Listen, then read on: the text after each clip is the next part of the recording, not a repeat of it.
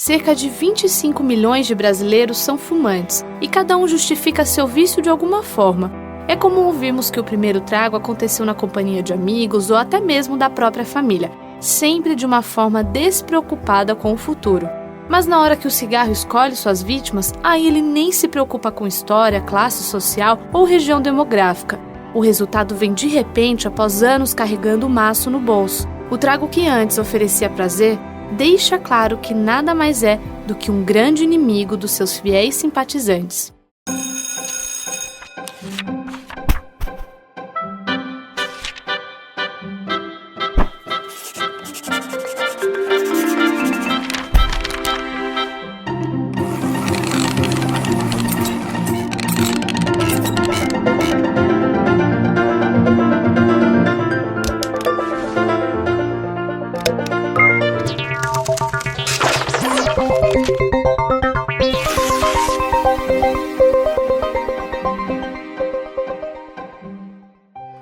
Algumas coisas na vida influenciam diretamente no futuro da gente.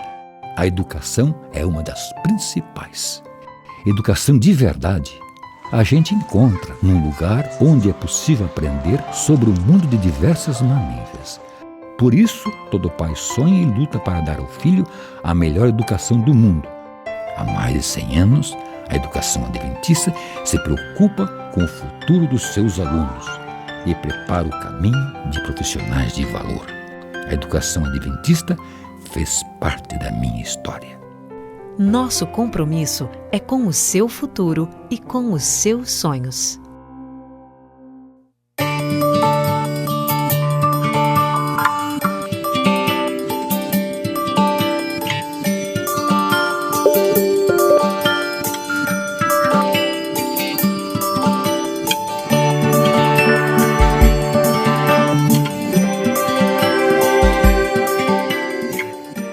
O tabagismo mata 5 milhões de pessoas todos os anos. Só no Brasil são 200 mil mortes e a cada dia 100 mil jovens começam a fumar. Hoje nós vamos falar sobre o uso do tabaco dentro da sociedade. Eu comecei a fumar com os 17 anos, aleatoriamente, né? E convite de amigos e foi aumentando aquele desejo, né? De cada vez pela marca, pela propaganda. E depois, claro que aí o vício realmente se tornou diário. Eu passei já a ter condições de comprar o vício e pela região que eu sou de Bagé, né, a gente começa a se tornar homem, né, quando você ou cria bigode ou você é fumante. E aí vem um processo, né, que realmente diariamente o vício se tornou fazer parte da minha vida aos 22 anos. E aí foi uma luta no sentido assim que se prolongou até os 43, 44 anos, né? O tabagismo é o fator de risco para doenças que, analisado isoladamente, ele tem um maior impacto. Não existe fator de risco para a doença tão danoso e que possa causar doença numa diversidade de órgãos e sistemas como o tabagismo. Então, por isso é que é um problema de saúde pública, pelo impacto que ele causa gerando doenças. E não é de hoje, já há uma década, o tabagismo por si ele é considerado uma doença. Antigamente, o tabagismo era considerado um fator de risco para desenvolver doenças. Então, de um conceito já de uma década, o tabagismo ele é classificado como uma doença, é uma forma de dependência química. Então, além de ser uma doença, também leva a risco de desenvolver outras doenças. E associado ao fator da dependência, né, faz com que as pessoas, no momento inicial, isso possa até ser considerado como uma opção, mas a partir de um determinado momento não é mais uma opção, a pessoa fica dependente do hábito do tabaco.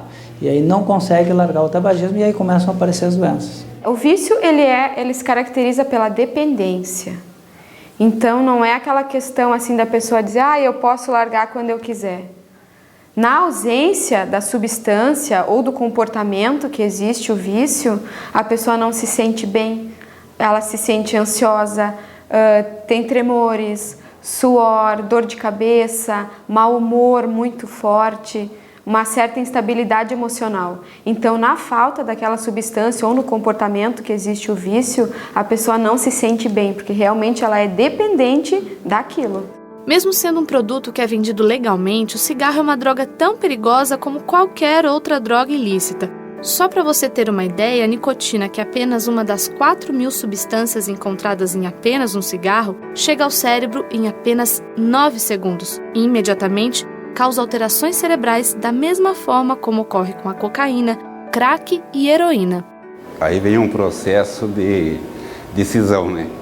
Então eu sempre estava adiando. Primeiro era para o meu aniversário, não deu no aniversário, aí vem a data específica, Ano Novo, Natal e assim por diante, Páscoa, e sempre era uma data para parar de fumar, mas o vício sempre me vencia. E de uma forma ou de outra, claro que foi diminuindo, mas não parando.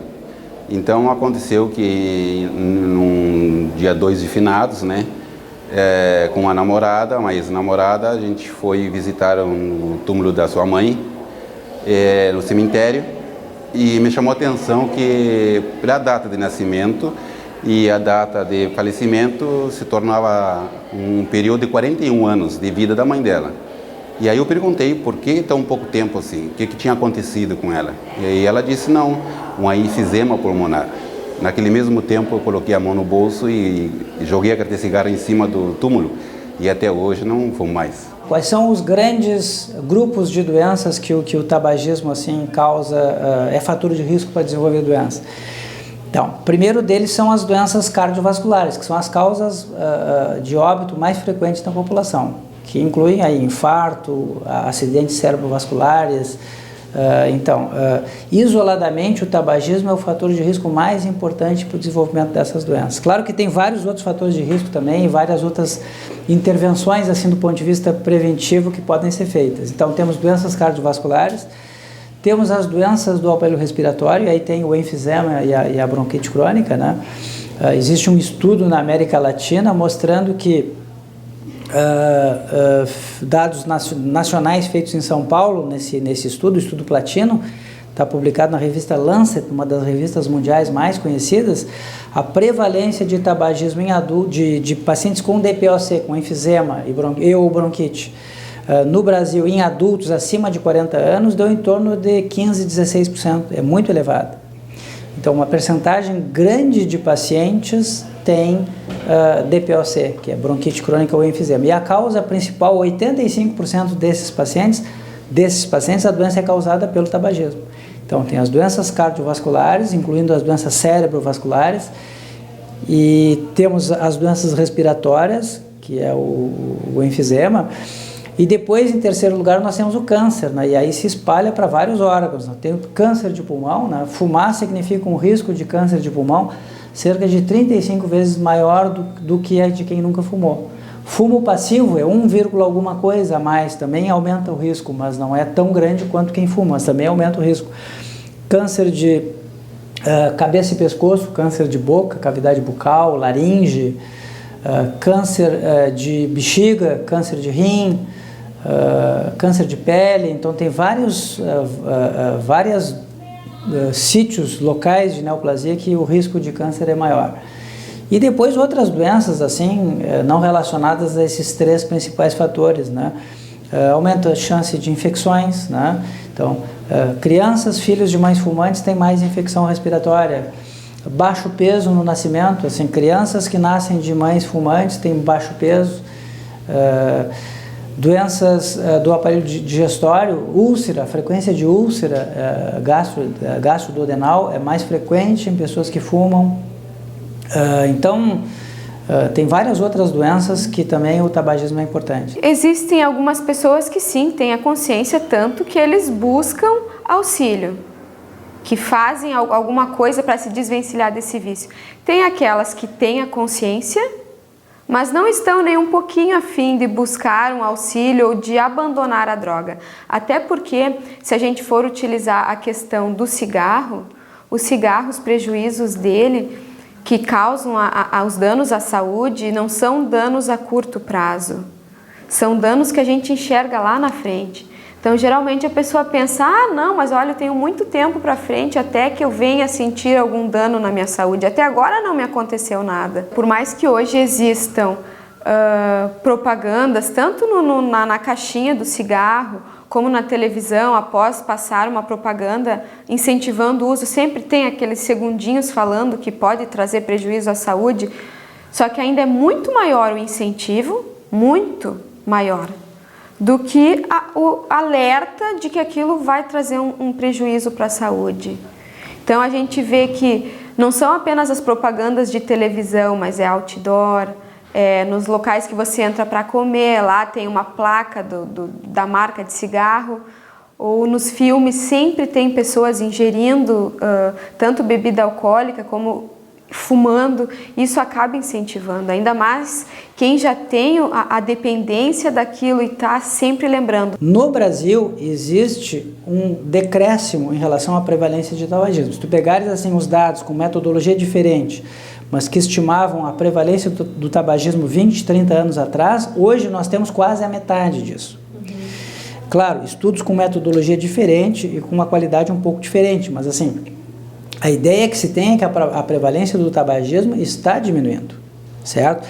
É que a gente gostaria, não é que ela não esteja, a gente gostaria que essa velocidade de diminuição fosse maior, mas ela está diminuindo.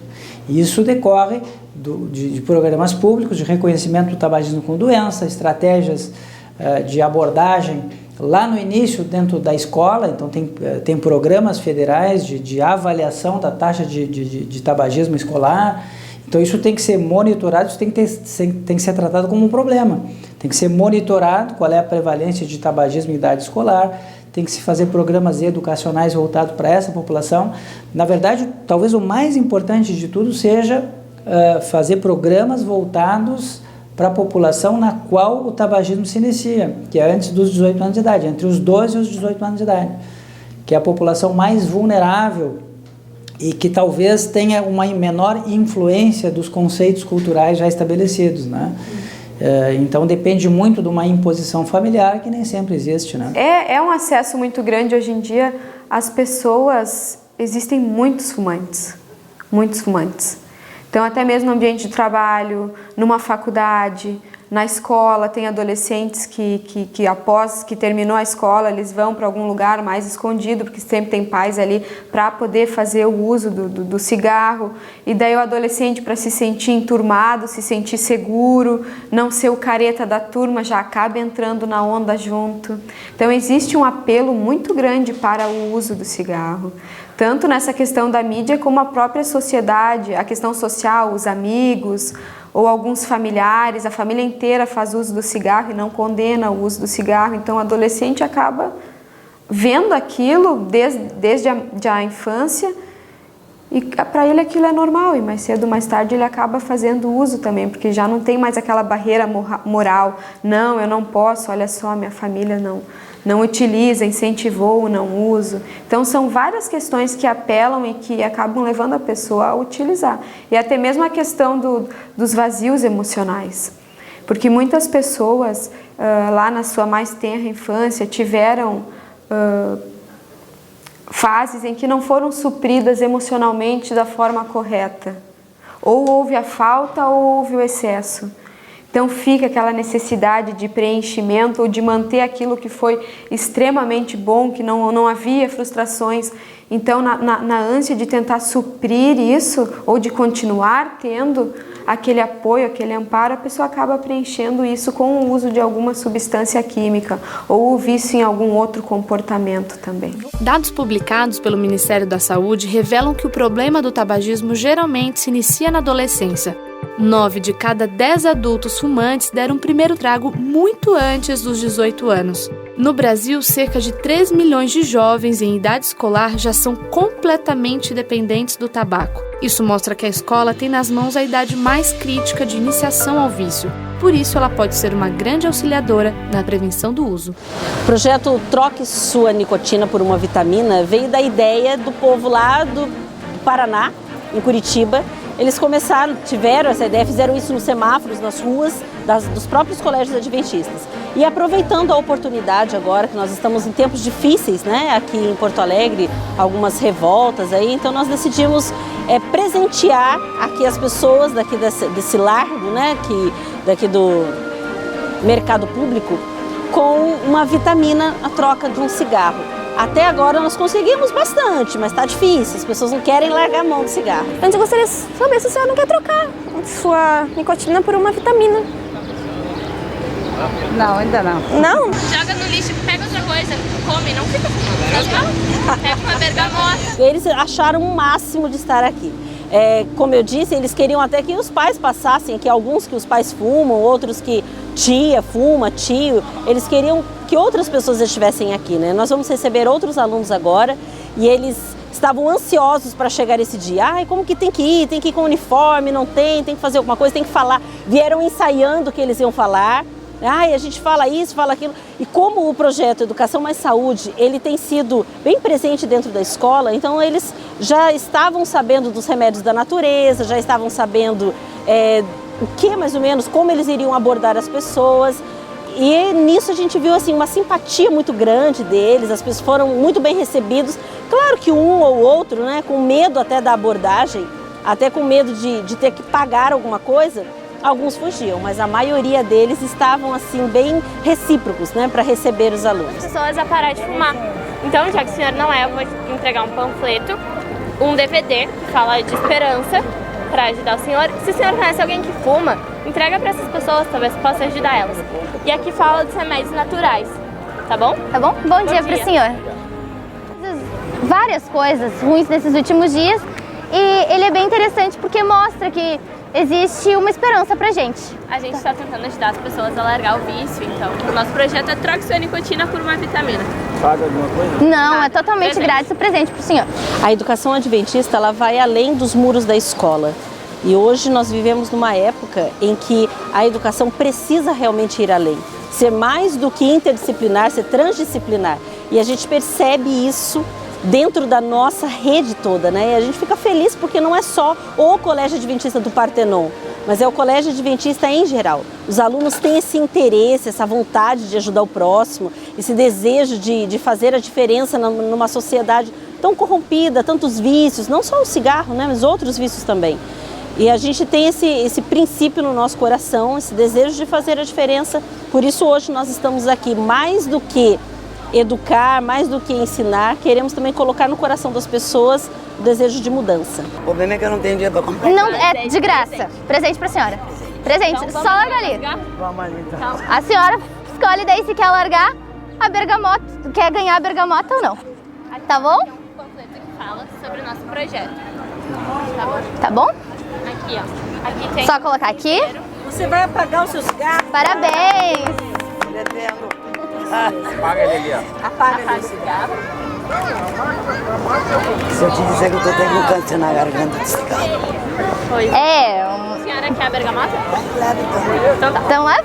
A senhora tem por acaso algum interesse em parar de fumar? Já que Eu teria mesmo. teria, a gente conhece métodos bastante eficazes que ajudam as pessoas a pararem de fumar, né? E a senhora, como já disse, tem câncer e seria uma boa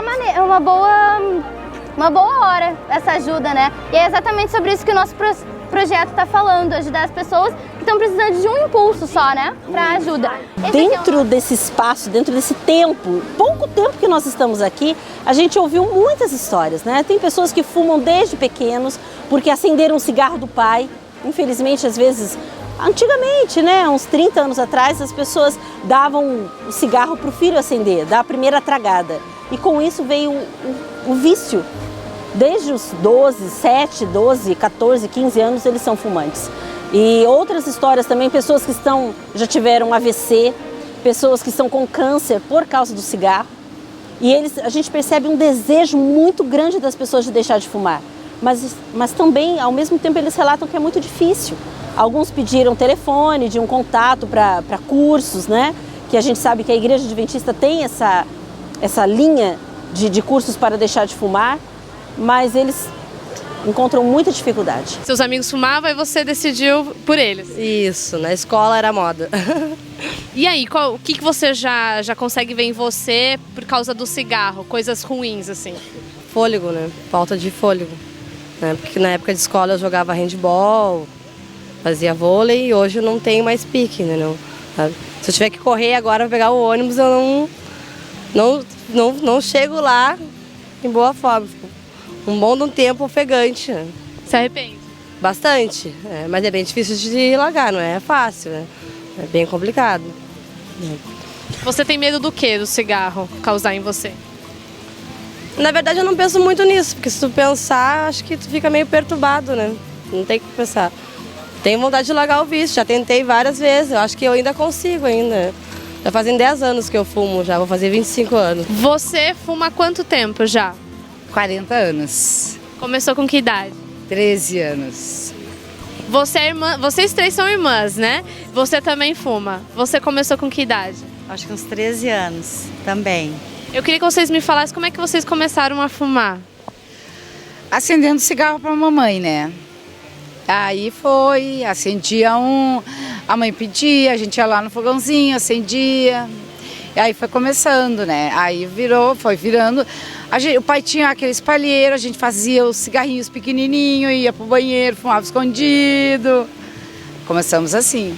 E começa assim, sem perceber que o vício tá iniciando, né? Como é que é? Não se nota, porque também não era nada divulgado. Naquela época, quando criança, não tinha nada que...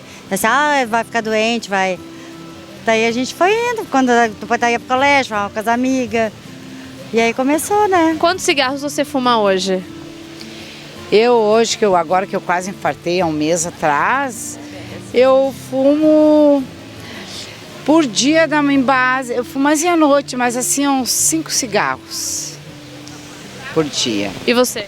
Também, depois que eu infartei, que eu já infartei 2 vezes, aí assim, é bem mais devagar. O brabo pra mim é na hora do chimarrão.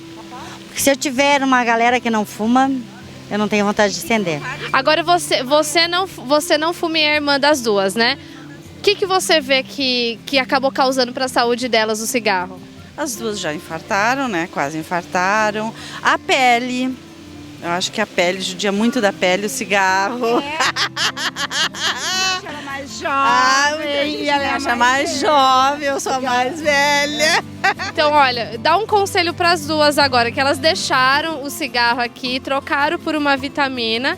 Então fala agora diretamente para elas o conselho. Largar a carteira inteira ali dentro, fumar nunca mais, abandonar e dizer, olha, não quero mais, a minha saúde em primeiro lugar. Mas é difícil, é muito.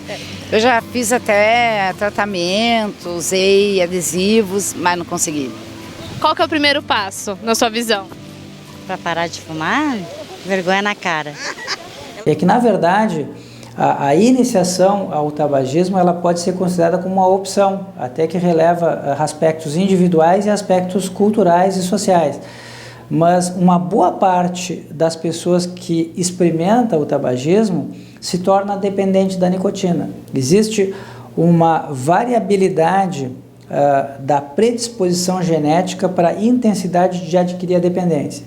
O que significa isso? Algumas pessoas adquirem a dependência mais rapidamente e mais fortemente do que outras.